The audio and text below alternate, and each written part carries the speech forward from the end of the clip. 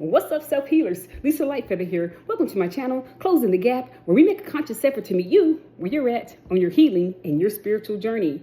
Today, I wanted to come on and speak about the topic of the chosen empath and how their life is a contractual agreement. Yep.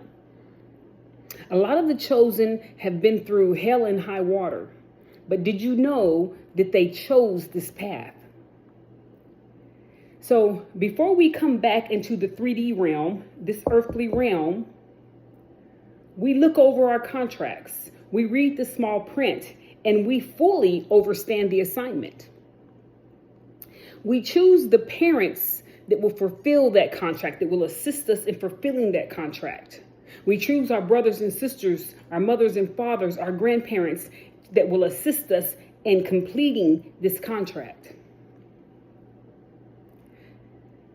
Now, the chosen go through many near-death experiences, life challenges, abuse, addictions, assaults, all types of things that the chosen will go through, right? They may even do time in the penitentiary. They do all kinds of things. And so you would say, how is that chosen for someone to suffer so much, right? But in order for the chosen, because once they come down to this 3D realm, and they are birthed through the portal of their mother, they forget the contract. They forget the small print. Because if one was to remember, they'd immediately say, oh, no, I don't want to go back. Now, I do remember resisting going through the birth canal. I remember trying to change my mind at the last minute.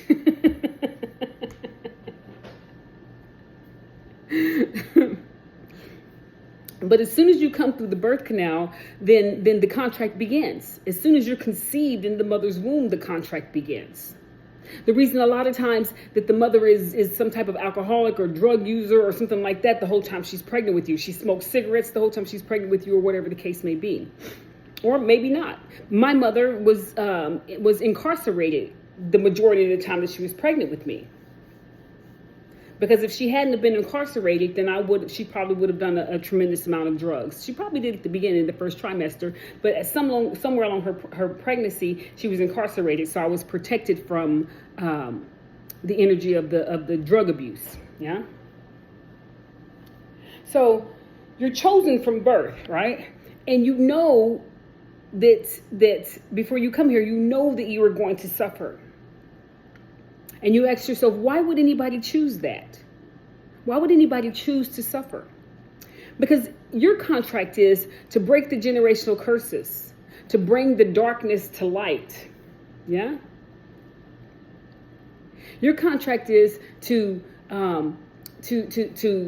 stop the cycles of abuse. And so you take it all on yourself.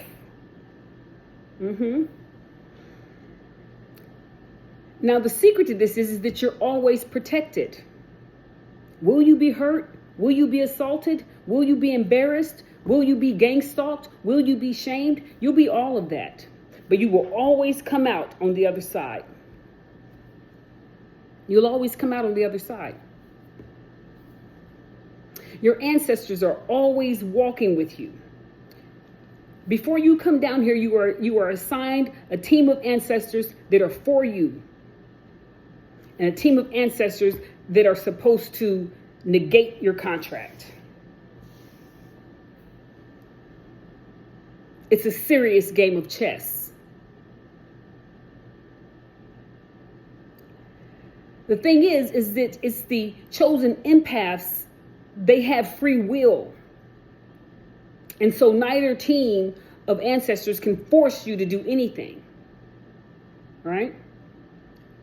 So the empath comes back through this traumatic family, the mother, the father, the brothers and sisters, and they are cast down by the entire family. Sometimes it's your mother's spirit that has come back to try and prevent you from closing the contract, from keeping the contract, keeping your end of the bargain on the contract. It's your father that's there to prevent you. It's your own father that's your first person that assaults you, that rapes you, that molests you. It's your own mother that does those things. Think about the movie Precious. If you haven't seen that movie, watch the movie Precious. Precious was chosen. Her father raped her, and her mother blamed her for it. Her mother ultimately even ended up raping her. So these are the types of things that the chosen go through. They have to go through these traumatic experiences. Sometimes it's your brothers and sisters that are on assignment. Anytime that I was wounded as a child, a few times was near death, I was with one particular sister. Any scar that I have on my body, any injury that's ever happened to me, I was either with my mother or my mother was in the area. But 9 times out of 10, I was with one particular sister. I believe to this day it was her assignment to kill me. I was protected the whole time. Did I get hurt? Numerous times. She would hurt me, and then it was my mother's job to take me to the hospital. You know how many times I went to the hospital for an injury? Once. And that was when I got burned, because she had to. Because it wasn't something she could cover up. It wasn't something that she could hide under clothing. If I went to the hospital, it was because some neighbors saw that I was injured in some way, and they would rush me to the hospital. But they didn't have authority to sign any papers. So all the hospital could do was put a bandage on it and put some anti-infection medicine on it and then send me away.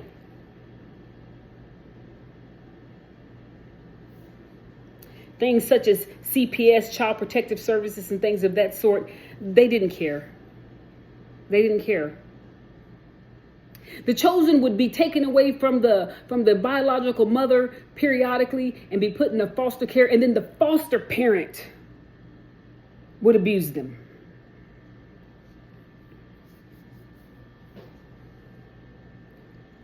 The chosen gets hurt, or they fall down, they hurt themselves or something as a child, and nobody comes to them and says, "Are you okay, honey? Is everything okay? Let me help you." No, they laugh. They think it's funny. The chosen goes to school, and then the teachers. My 3rd grade teacher would take me in the bathroom under the pretense of cleaning my nose or cleaning my face because I was such a dirty child, and then she would do things to me. Even the teachers. The teachers will call the child out in front of the whole classroom. Knowing that the child doesn't know how to do something, call them up to the front of the class to do something on the board. They know more than anybody else that the child doesn't have the capacity to do it. But they want to shame and belittle and break the child down even further. The chosen child suffers. But in spite of it all, they are protected.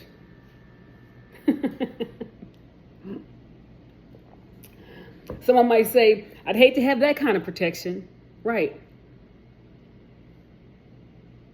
They're protected from being unalived so that they can complete their mission. They're protected because they have to complete their mission. A lot of times when a child is unalived in some way, or they transition in some way, it is an attempt for that child to try to save the parent so that the parent wakes up. A lot of times the chosen child is your last chance. A lot of times the chosen is a person's last chance. And so let's just say a child transitions, right? And the parent has to go through the process of grieving and things of that sort. Instead of going on and healing themselves and then going and helping other children who have gone through whatever that child that transition has gone through, start being a healer of children that are going through that thing, or holding space for children that are going through that same thing that their child transitioned from, they run off and start going and doing drugs. They start becoming the villain because they're so hurt, they're so angry, they're so mad. All normal feelings. But that child's transition was a test as to what that parent was going to do about it. Yes, they have to grieve. I'm not belittling anybody's grieving process or anything like that. But when you come in out on the other side, what are they going to do? That child was that person's final test. That person and that child have been here many, many times before, and that person has failed the test over and over again. That's why they're back. And that child chooses in their contract, when I'm what such and such a whatever age, I'll just exit the scene, and then that'll be the thing that catapults them. Either it catapults them into their healing, it catapults them into breaking karmic patterns, or they will tumble down and continue the karmic patterns of addiction and abuse and uncontrollable anger and resentment and things of that sort. So sometimes the chosen comes into people's lives as their last chance.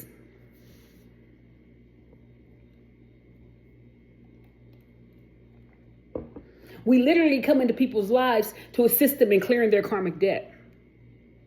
Some of those people are just horrible people. We come into their lives as their last chance to give them the opportunity to say, the abuse stops with me.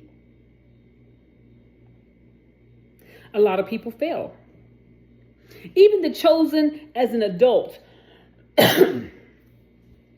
We go into these relationships as people's last chance. I lie to you not.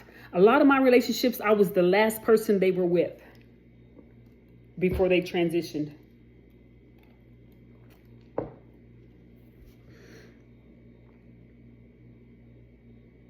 Now, granted, I was exposed to older people at a very young age. And so the natural process of life could have been their transition. But no. I was their last opportunity to get it right before they went to prison. I was the last opportunity for them to get it right before they fell ill with a terminal illness. I was their last opportunity to get it right.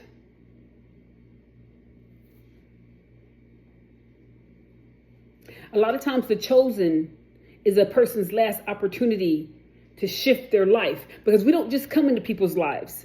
Just like people don't just come into our life, they come into our life and they hurt us and they do things to us and they assault us and stuff like that. It is to wake up the spirit, because remember, we don't remember the contract before we came. And so it is to wake up the spirit. There's a lot of chosen out there who are still asleep. They still have to go through their karmic path. They still have to go through their karmic debt. They still have to go through their trauma in order to awaken. But a lot of us are awakening. And there's a reason you had to go through the trauma. It is because of the trauma that you had to go through in order to awaken. The same way that you had to go through the trauma and the pain in order to awaken, when you come into somebody else's life, you give them the opportunity to do what's right, to shift the karmic debt, to shift the karmic pattern. And a lot of them fail.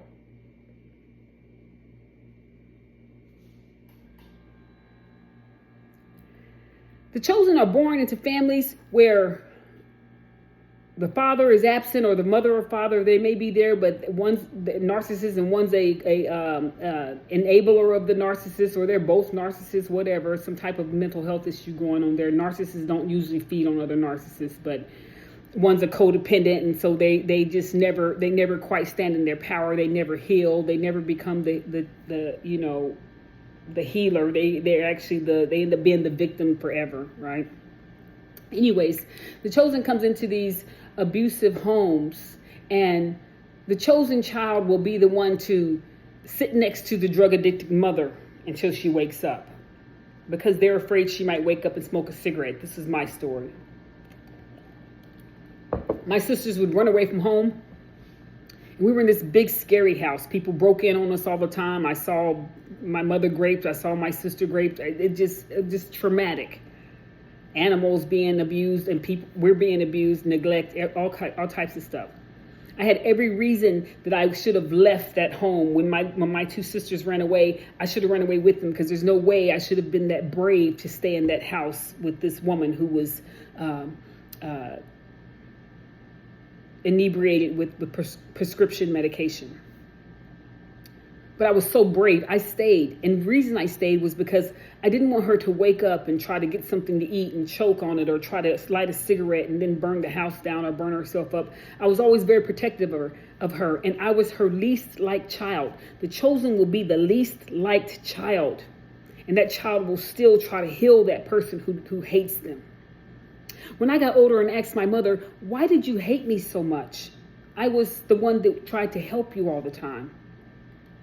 They'll give you some lame response like, yeah, you were always sick, or you were always crying, or your nose was always snotty.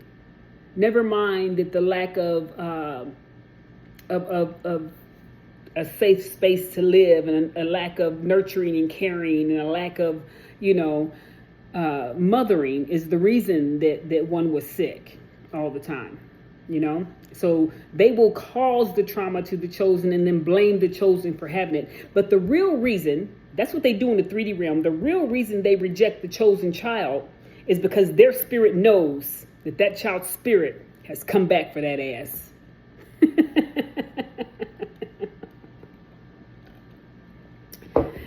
They may not sit in the 3D, but their spirit knows that chosen child's spirit has come back for the spiritual warfare.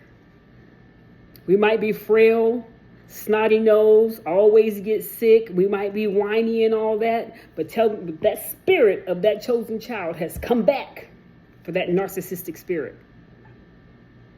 And somewhere in that mother or that father or those brothers and sisters' energy, they can feel that child is different. You can beat a chosen child with a belt, and the belt accidentally hits you. They'll go over there and say, are you okay? And that narcissist will hate that child for having empathy. They'll hate that child for trying to heal them. The chosen go through a lot, but remember, it's in your contract. You signed up for it.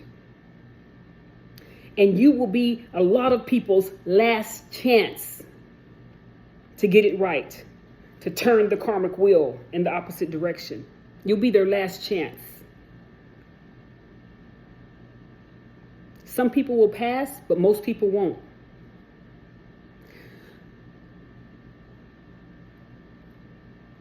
Men who have a lot of daughters, right? They just have all daughters. All they make is girls. The reason they have all those girls is because they're supposed to break the generational curses that happen to women. Now they have all these girls, and then they go out here and beat women and rape women and treat women any kind of way. The cycle continues, and it will continue through their daughters.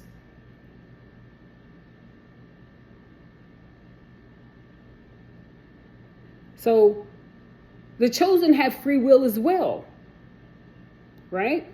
But we've come back here, and our spirit remembers the contract. Our spirit remembers the small print. And the chosen's contract is just ugly. And everybody around that chosen child is there. Their spirit is there to try to negate that contract that chosen child has come under.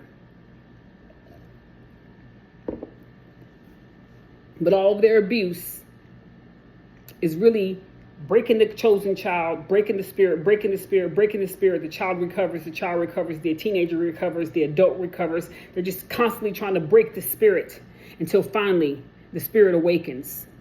And then they walk in their calling with an open third eye. They see it. It could take years. I'm telling you, it's Generation X that's blowing that narcissistic whistle.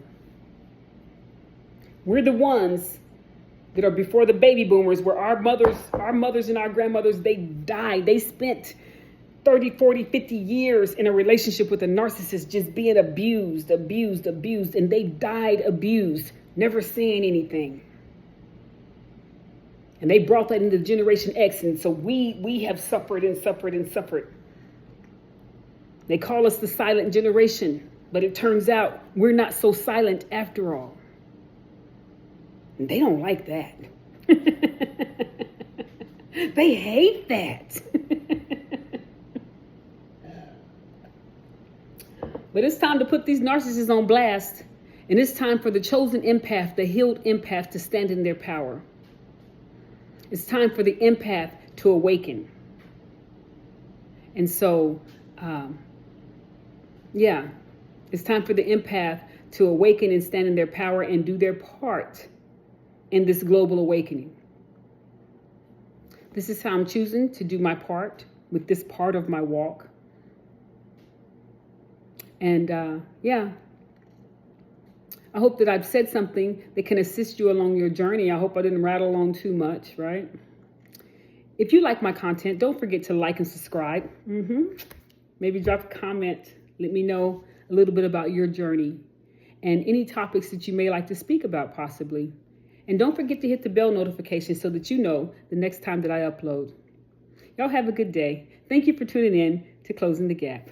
We'll see you later.